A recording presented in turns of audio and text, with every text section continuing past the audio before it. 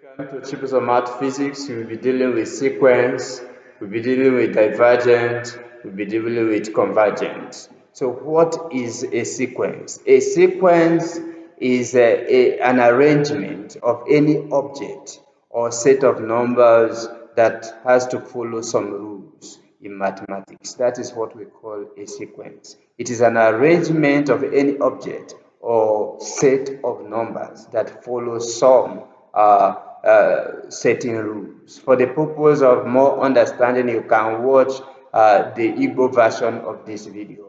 And we'll also talk about what is divergent. Divergent, how can you know that a sequence is divergent or a sequence is convergent?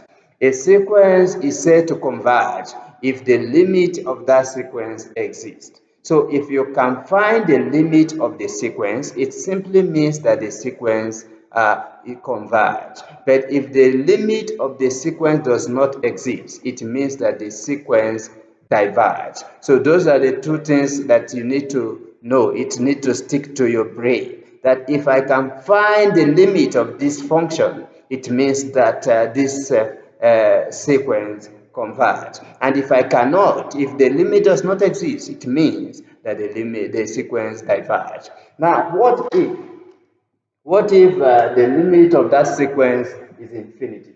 Does it mean that because you know it is infinitely many, does it mean that the sequence converge or diverge? If it is infinity, it means that the sequence diverge because you can never reach infinity. You know, the more you approach infinity, the more they become infinitely many. So you can never reach infinity, either from the positive or the negative. If you go towards the x-axis, if you go towards the y-axis, it will become many. So you can never reach infinity. So whether it is positive infinity or negative infinity, what it means is that that sequence diverge. But what if the limit, you find your limit to be 2? What if you find your limit to be 1, 3, or any number? If the limit of the function exists, it means that the sequence diverge.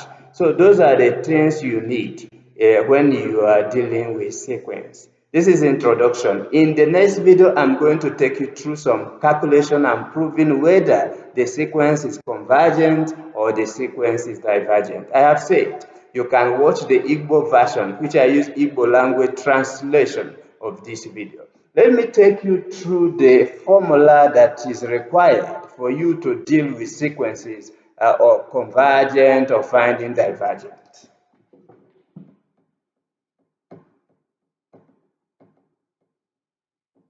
There are some symbols that you need to know when you are dealing with this, and the symbols I will explain as we proceed.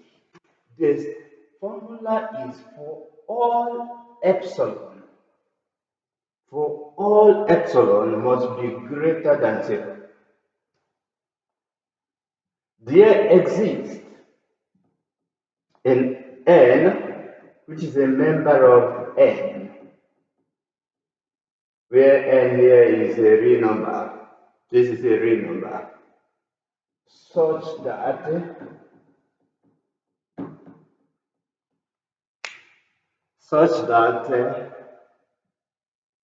alpha n, which represents the sequence, minus L, which is the limit, is less than epsilon. Is less than epsilon. For all small n to be greater than capital N. And this is the formula that is required for us to prove whether the sequence is convergent or whether it is divergent. So this is what you need to do. In my next video, I will illustrate using some pictures that will help you understand what we are talking about. You know, this is an abstract math, so you need to bring some arbitrary element. That's why we are bringing arbitrary element, which is epsilon. Epsilon means it is infinitely many. You can never approach infinity when we talk about epsilon.